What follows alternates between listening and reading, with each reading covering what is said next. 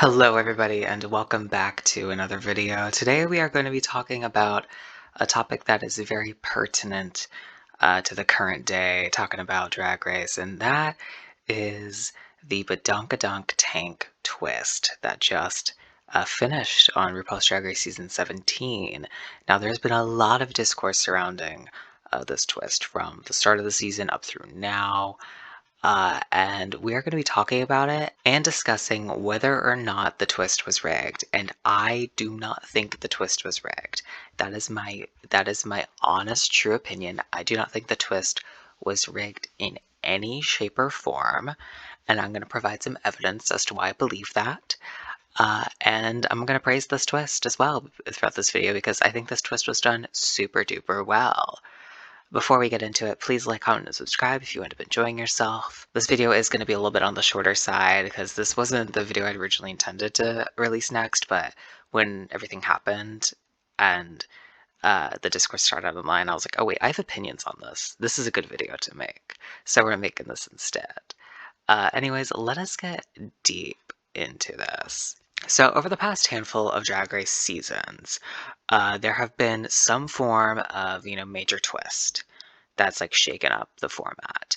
Season 15 didn't really have one in terms of like a twist that affects the competition. It was more so the twist of the 16 contestants and the twins and everything. The twists were all based off of the casting, and also I guess based off the fact that it was, kind of from the jump stated to be like this season is not going to be twisty really at all. But season 14, had the chocolate bar twist. Season 16 had the immunity potion twist. We're kind of in this era of Drag Race where there is going to be some sort of twist throughout the season. And this season we had the Badonkadunk tank twist. And I think in terms of these three twists that we've seen in recent Drag Race seasons, I think the Badonkadunk tank, which for the rest of this video, I'm just going to call the Dunk Tank because it's a mouthful to say every time, is the best one by far. And I do have many reasons for thinking that. I think, first of all, I think just as a whole, it has the right amount of like producer oversight. When you look at like the chocolate bar twist and the immunity potion twists, they kind of exist on opposite ends of the spectrum, where the chocolate bar twist, like, while obviously different reality competition shows have to follow certain regulations regarding riggery and things of that nature, where they cannot rig certain aspects of the program, even if they desperately want to. It has to be like a quote unquote fair competition. There's no way to know whether or not Bosco had that golden chocolate bar from the beginning. There's just no way to know. And it is a twist that, just from the smell of it, you can easily tell has the ability to be taken advantage of and rigged in a certain way from the jump. So it has too much producer oversight that everybody can smell it out from the very beginning. And there's really no way, unless, they preemptively say, hey, it's number 7. We're gonna put it right here, have it uncut, like, give us the footage uncut. Bosco picks number 7 or whatever fucking number it was. I don't even think they had numbers, but you know what I mean. Like, unless they give us that info, unless we see that footage, there's always gonna be some doubt on whether or not it was played fairly. And then with the immunity potions, we have this twist where it is entirely up to the queens themselves whether or not they use the immunity potions on themselves. And so the producers, while they can try and influence, if one of these contestants is maybe in the bottom this week and they're like, have you thought about the immunity potion recently? How do you feel? Like, they could ask questions like that. They ultimately have no say after literally the first week on, deciding who the winner of the week is, who gets the potions. That's all they actually get to do. And we know that there's nothing else that they can do because the contestants are holding on to their immunity potions. So I think these two twists exist in lands of too much and too little oversight by production, where I think the dunk tank twist, I think, exists in a pretty happy medium, where we have ourselves a twist that is stated to us from the jump. 2 of these levers are correct. If the contestant pulls the correct lever, Michelle falls in the dunk tank, they get to stay in the competition. So we have the immediate producer oversight of they're telling us from the jump, and we know that it's going to happen twice. The audience knows, the contestant knows, everybody knows it'll happen twice. And we also know that there is a chance potentially that they could change, which levers are chosen in order to save who they want to save, obviously. Those levers aren't actually hooked up to anything. But the contestants do get to choose which lever they pull.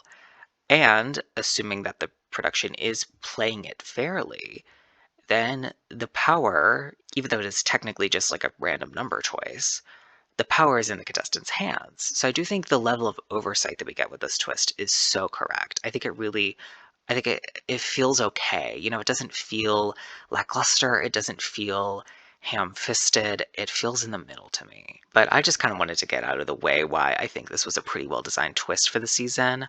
I want to get into why I do not think this was rigged. And the first point that I'm going to bring up is a difference between the way that the dunk tank twist was implemented during the season and these two twists that we've seen in previous Drag Race seasons. I'm going to go off what I'm just calling them as soft deadlines. So with the twists as far as we know, so with these two twists, there was no hard deadline explicitly on when or not these twists had to end throughout the season, which gives the producers flexibility to play with the narrative if they so choose.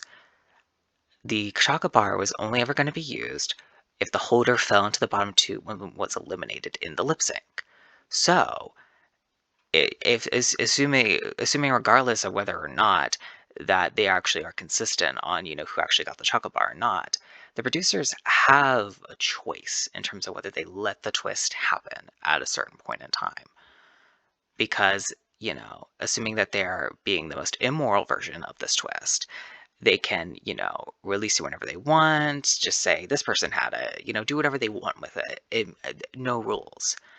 If they are going with as moral of a stance they could, and implying that Bosco, still has the chocolate bar the whole time, well, theoretically, they could just save Bosco from the bottom two multiple times in a row if they want, and then wait until she maybe falls in later. And maybe be like, okay, we wanted to use it now. Maybe she won this lip sync, but actually we're gonna say she's gonna lose, so she used the chocolate bar. Even if they are consistent with who has it, they can still have some influence on when this twist is released.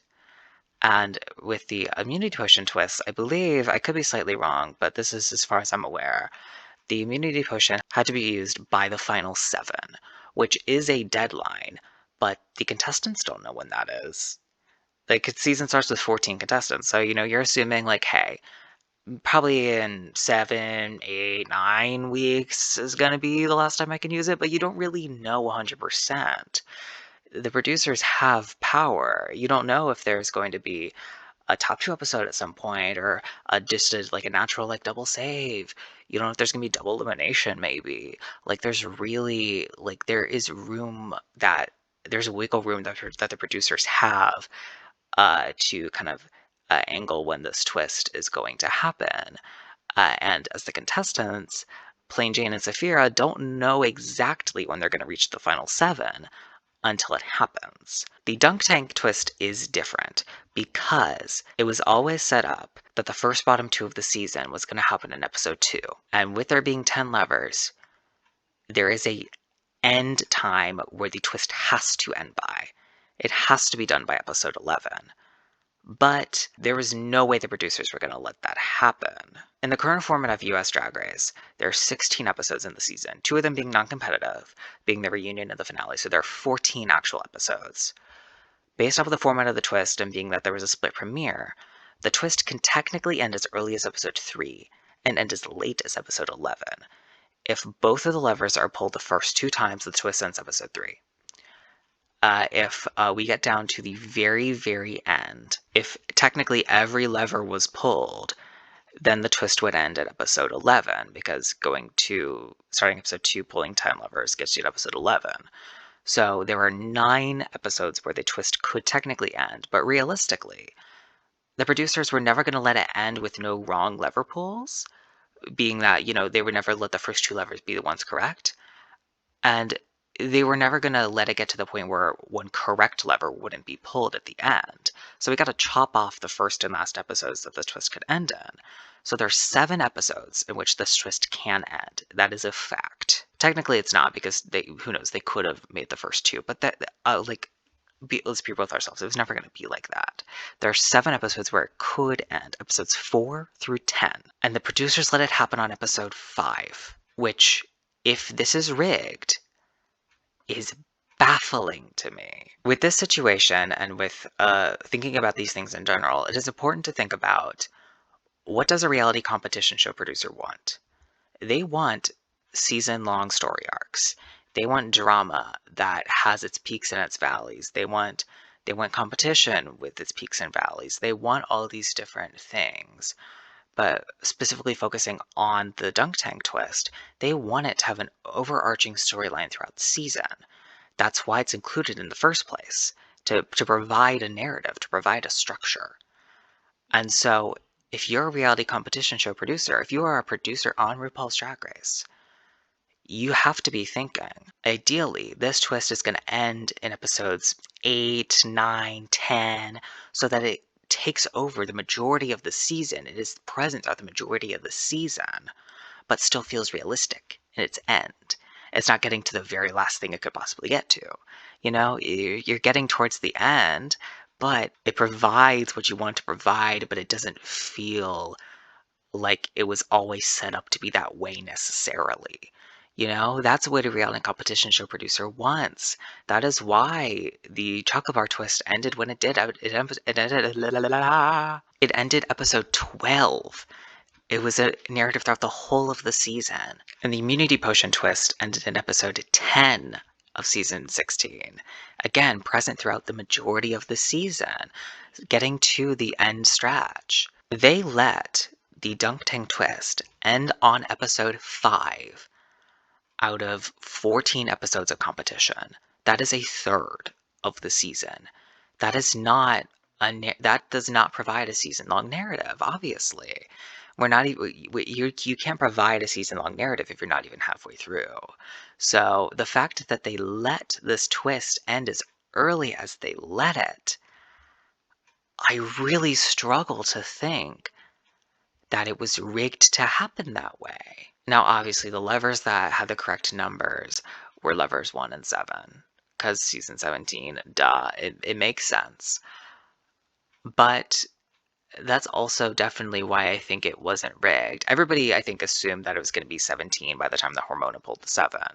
Like, it just kind of makes sense. You know, it's the most logical next option to choose. And so I do think that is evidence towards it being not rigged. But obviously, you know, people can say, well, they just influenced Hormona and Ariete to choose 1 and 7. They obviously wanted them to choose 1 and 7 because they wanted them to stay in the competition.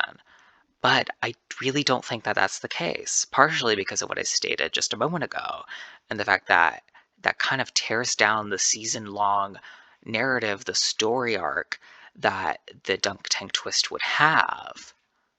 And also for the reasoning of, I think it's so incredibly likely that Hormona and Ariete just naturally picked those 2 numbers. Because everybody picks 7, and Ariete is smart. That's none of this is like technically, you know, true. You can just be like, no, and then dispute everything I'm saying, obviously. But like, I think this is a valid point. Everybody's fucking lucky number is 7. When you ask people their lucky number or their favorite number, an overwhelming majority of people say 7. It only makes sense to me that the first person that was going to pick a number was going to pick 7. Because even though 7's not my favorite number, if I'm Hormona in that situation and I'm being told that there's a luck element of being chosen, of like, you choose a number and see if you get saved, I'm absolutely picking 7 because it's the most likely number for it to be. Because it's always 7. Because it's so cliche. It is the number. It is the lucky number. So it makes total sense to me that Hormona just wanted to pick 7 because 7 might be her lucky number, or she thought the producers chose 7. And honestly, I think Ariete is just smart. I think Arietta's smart enough to know, well, the first number was 7. This is season 17. Why don't I pick 1? People who are watching this season, including me, who did not know the spoilers on this Dunk Tank twist in the slightest, on who was going to be saved, the numbers, when it was going to happen, anything, clocked onto the fact of, well, if the first one is 7, the other one's gotta be 1, right? I think Ariete definitely had considered that at the very least in her choosing of the number 1. And also, look at the way that Hormona and Ariete reacted to this information that they were being saved. Hormona gave like a kind of like a congenial, like obviously very happy, but like she wasn't as overexcited in the way that Ariete was. Ariete, I mean, immediately crumbles to the floor. So shocked, so relieved that she picked the right number. I don't see a universe where Ariete faked that or had any insight into the fact that the number that she was choosing was right, other than just hoping that it was and, thinking that it might be because of the fact that 7 was the other number. I don't think Ariete had a clue. I don't think anybody told Ariete that maybe she should choose number 1. It just doesn't make sense. I think all of these reasons are valid reasons, and I think provide enough evidence to show that this twist was most likely in no way, shape, or form rigged, and just happened naturally, which is so refreshing. It's so wonderful that Drag Race, a show that I anticipate at points throughout the season, no matter what happens, is going to do something that falls into the category of riggery. The fact that I really don't believe that they did any riggery to produce the result that was happened here is marvelous to me. It makes me so happy. And even if I'm living in a world of ignorance and it was rigged, well, damn, I'm gonna be ignorant and blissful about this one thing for myself because it makes me happy and it doesn't negatively affect anybody. Thank y'all so much for watching this video. Please like, comment, and subscribe if you enjoyed yourself. Leave your thoughts, feelings, and opinions down below. As always, I will leave my Twitter handle linked down below if you want to go follow me on there. Again, thank you all so much for watching, and as always, take care. Bye-bye.